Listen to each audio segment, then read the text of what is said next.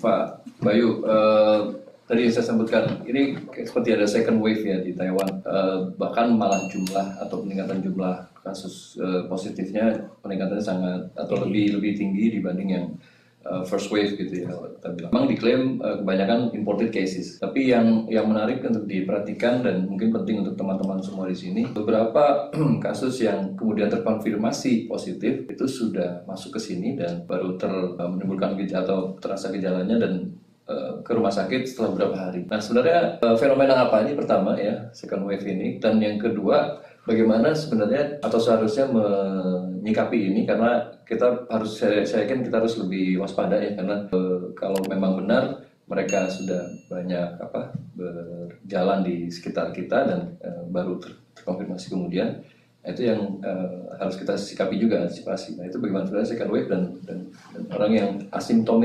asimptomatik ini. Ya, jadi kalau yang disebut second wave ini terjadi ini karena yang dari Cina ini sudah ditakutkan sebelumnya, yang dari Cina ini dia menular ke negara lain yang kemudian ketika Cina sudah mulai turun, negara lain itu naik. Yang jadi bahaya adalah kalau di awal itu sebenarnya kalau di Cina itu lebih mudah dikontrol karena Cina mungkin sekitar aman korsel. Tapi begitu dia nyebrang ke Asia Tenggara, Eropa, Amerika, itu kontrolnya lebih susah lagi karena itu di sana Eropa batasnya daratnya itu kan kayak pemeriksaannya tidak seketat tempat lain. Kalau dari Eropa, dari Itali mau ke Spanyol kan gampang, mau kemana gampang. Nah begitu ini nyebar, satu epicentrum Itali itu bocor, kita bisa lihat pergerakannya dari Itali yang satu semua nyebar sampai ke Amerika, ke Inggris, kemudian ke yang di atas Swedia pun kena. Nah di Amerika sama begitu, satu Amerika bobol, dia akan nyebar. Nah, yang jadi menyebabkan second wave ini adalah orang-orang awalnya tidak sadar karena mereka datang ke Eropa liburan, karena kan nggak boleh ini ke Jepang, ke Korsel nggak boleh.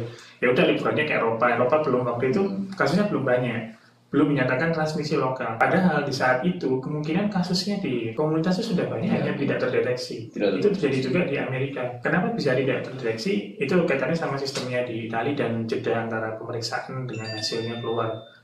Nah mereka sudah terlanjur ke Eropa, ke Italia, Spanyol, Belanda, itu kontak sama orang yang dia sudah dalam masa inkubasi atau dia asimptomatik, kita juga nggak tahu. Nah dia kontak, kembalilah ke Taiwan semua. Terjadilah second wave ketika mereka ini pergi ke daerah yang tidak diprediksi. Sebenarnya mungkin Taiwan sudah memprediksi dari awal, makanya kemudian begitu mereka, kalau kita perhatikan di tanggal 11 Maret kurang lebih itu, begitu ada 1-2 kasus Eropa muncul, mereka langsung semua yang punya perjalanan di Eropa itu sama Amerika langsung diperiksa semua, karena mereka sudah punya skenario kalau sampai muncul kasus positif dari travel yang dari Eropa atau Asia Tenggara sama Amerika, mereka akan langsung ngecek di imigrasi semua untuk diperiksa. Makanya jadilah naik kasusnya karena banyak, karena kemudian ditambah lagi Amerika sama Eropa itu semakin tidak kondusif, orang Taiwannya balik ya. Oh ya. Dari sana balik. Nah ini tambah lagi tinggi, selain nama turis ya mereka sudah juga balik. Nah, jadi lebih parah karena ternyata di Eropa sama Amerika itu tidak terkontrol, tidak seperti Cina yang cepat kontrolnya, mereka telat kontennya. Jadilah mereka sempat ketularan, kembali sini naik. Dan harapannya kalau telah diblokir, kasus yang tersisa di dalam itu taruhlah paling lama masa inkubasinya atau sekitar 24 hari lebih. Nah itu diharapkan kalau tidak terjadi penularan transmisi lokal, mereka akan selesai. Tapi harapannya seperti itu. Jadi ya sebulan lebih lah itu akan mereda ketika diblok. Nah bloknya kapan dibuka? Ini ya nunggu Eropa. Kemungkinan Taiwan akan menunggu Eropa, Amerika dan sekitarnya itu. Kalau mereka masih tinggi semua, mungkin bloknya dibuka.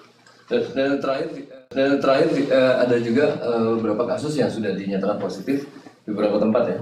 Itu bisa dites lagi dan ternyata positif lagi gitu.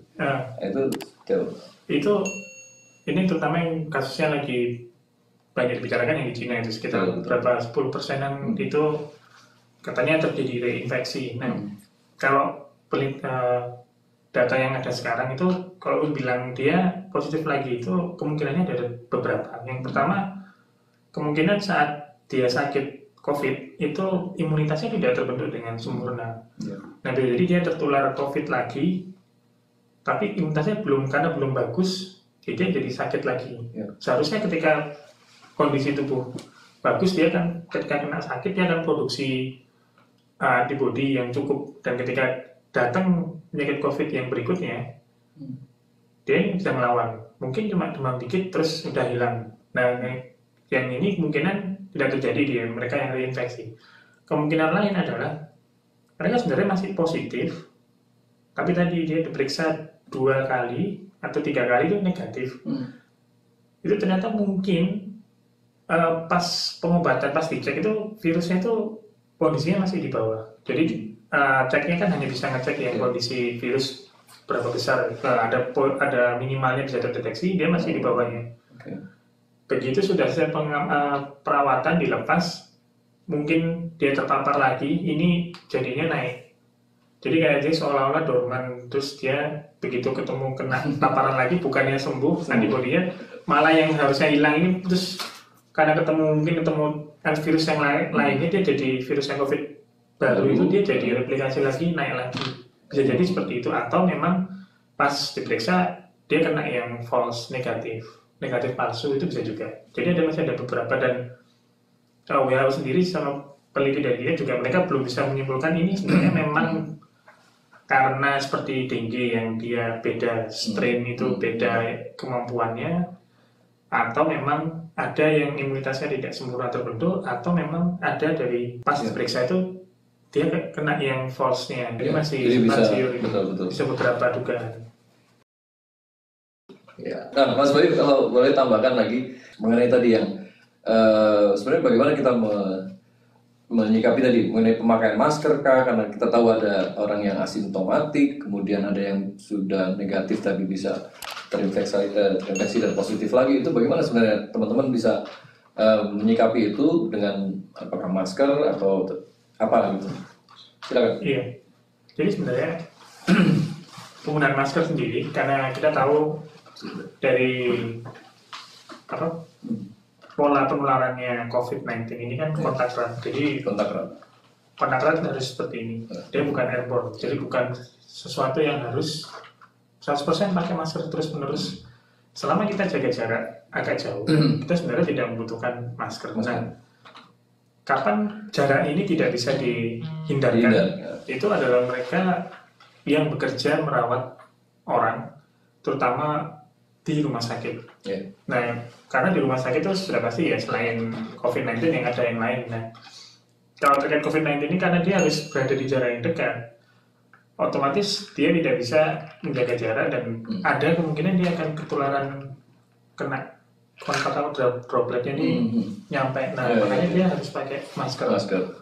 Karena droplet yang keluar, apalagi kalau nggak sengaja mungkin batuk. Nah, kalau batuk pun kalau yang sakit pakai masker biasa, masker bedah itu tidak 100% tertahan. Jadi mungkin sekitar 70-80% tertahan, sisanya keluar. Nah, yang keluar ini jarak terbangnya atau jarak lontarannya itu sekitar 1-2 meter. Makanya itu jarak physical distancing-nya sekitar 1-2 meter. Amannya 2 meter. Nah, kalau nggak bisa ya kita pakai masker, karena tujuannya kalau yang sakit pakai masker tuh batuk atau bersin, ya ada sebagian kecil yang keluar, itu ketahan di masker kita. Nah, itu fungsi masker kan? Sebenarnya fungsi masker itu. Nah, kalau tadi terkaitannya dengan asimptomatik, selama kita tidak berjarak dekat dengan orang lain 2 meter, kita tidak perlu pakai masker, karena sejauh penelitian yang ada, kalau orang batuk pun biasanya jarak projektilnya itu sekitar 2 meter. Nah, kalau kita jaga jarak, otomatis dia tidak akan sampai mungkin jatuh di depan kita. Nah, tapi kalau kita semakin dekat, itu semakin kita meningkatkan kemungkinan terkena. Nah, itu yang tadi terjadi kalau di rumah sakit. Karena itu kalau di rumah sakit mau sakit mau tidak, dia harus pakai masker. Nah, jadi sebenarnya masker kalau di luar selama kita jaga jarak tidak perlu. Tapi kalau memang terus seperti teman-teman pekerja lainnya kan harus merawat, dan kadang kita nggak tahu yang dirawat itu sakit atau tidak. Itu terutama untuk mereka yang merawat lansia atau merawat orang sakit, itu makanya pakai masker. Tapi untuk kami, terutama para mahasiswa itu ya usah pakai masker, jaga jarak aja. Kalaupun harus pakai masker, bolehlah pakai masker untuk psikologis, itu ada juga. Biar tenang. Biar tenang itu ada juga. Betul Mas, kalau kadang fungsi maskernya itu karena nggak tenang. Ada juga yang fungsi masker lain itu bukan psikologis, bukan untuk batuk, tapi kalau seperti saya itu kadang saya kadang nggak sadar, tetap tangan tuh megang hidung gitu. Iya benar. Nah itu kalau pakai masker kan nggak sadar. pegang masker. Iya benar. Kadang itu ada juga yang pakai masker seperti itu. Tapi intinya kalau di luar bukan yang berisiko tinggi ya tidak harus menggunakan masker. Oke, kalau masker itu sendiri kan memang untuk beberapa teman sedikit kesulitan untuk membeli masker di sini, walaupun sudah dimungkinkan untuk. Tapi karena juga jumlahnya nggak memadai, bisa nggak atau berapa hari sebenarnya maksimal masker itu boleh dipakai? Masker yang ini ya, surgical itu ya? Iya, jadi sebenarnya kalau idealnya dia nggak bisa sampai sehari. Nggak bisa sampai sehari. Nah, menyiasatinya adalah kalau tidak kotor sekali, maksudnya kotor itu di luar atau di dalamnya itu ada bekas dahak atau bersin yang benar basah itu harus dibuang. Jangan dipakai lagi karena kalau pakai lagi kita hirup lagi virusnya. Nah, kalau relatif bersih, ya kita waktu buka, jadi pas buka kan hirupnya dipegang, jadi jangan megang tengah. Jangan pegang tengahnya. Walaupun tidak terlihat kotor, jangan pernah pegang kelihatan ya. Karena kadang nggak kelihatan, terus kita pegang di ujungnya. Nah, karetnya itu. Karetnya dipegang terus ditaruh di tempat yang bersih. Ya. Tujuannya dia menghindarkan dari kotoran yang lain. Ya. Kita pasti bersih terus taruh tempat sembarangan atau kita kemas gitu, nggak rusak nanti ditaruhnya. Nah, ya jangan ditekuk-tekuk, taruh posisi seperti semula seperti itu, terus kalau bisa itu dikenakan cahaya matahari lah paling enggak. Oh gitu, dijemur. Dijemur gitu. Tapi memang tidak akan ideal membuat masker itu menjadi bisa seperti semula lagi. Ya. Tapi ada beberapa yang bilang karena kan kita meminimalisir yang nggak kelihatan itu biar mati kan, karena kita tahu COVID-19 itu akan mati dengan sinar matahari dan panas. Betul. Kalau dipanaskan. Nah, ya udah taruh aja dijemur, jadi pakai masker yang lain, pastikan pas dijemur juga bersih, jangan nanti terus dijemur kena hujan atau kena apa terus malah kotor nanti malah rusak. Terus juga jangan disetrika. Jangan disetrika tuh. Karena setrika itu pasti rusak. Yang malah mungkin biar panas gitu, biar virusnya mati mungkin. Karena setrika kita nggak bisa ngatur suhunya, malah virusnya mati, filternya yang tengah-tengah jebol. Itu ya, tuh, jangan disetrika. Tapi mungkin satu informasi saya baru juga baca di berita hari ini dari Taiwan itu melakukan denda sampai dengan 6.000 NT apabila kita ketahuan membuang masker sembarangan. Nah, itu juga. Ya, jadi itu baru diberlakukan, dan untuk teman-teman hati-hati ya. Jadi kalau membuang masker itu ya di tempat sampah gitu, jangan di tempat sembarangan. Saya kira di sini saya lihat teman-teman WNI dan juga PNI, mereka atau kita semua jadi lebih disiplin mematuhi aturan. Mungkin itu kuncinya ya, kita harus mematuhi aturan apapun yang ada di sini sehingga kita terbebas dari segala permasalahan. Ini menarik, ada pertanyaan mengenai sholat Id ya, dan juga mungkin selama Ramadan, karena memang kebijakan Taiwan sendiri sampai hari ini itu sudah mengurangi atau bahkan meniadakan ya sholat Jumat ya, di masjid-masjid kegiatan ya. Jadi ya dianjurkan untuk beribadah di mana, di rumah masing-masing ya. Karena juga kita bisa ikuti berapa amanah ya atau saran dari beberapa ustadz kita di Indonesia, dari MUI dan sebagainya. Memang saat kondisi seperti ini dibolehkan untuk sholat di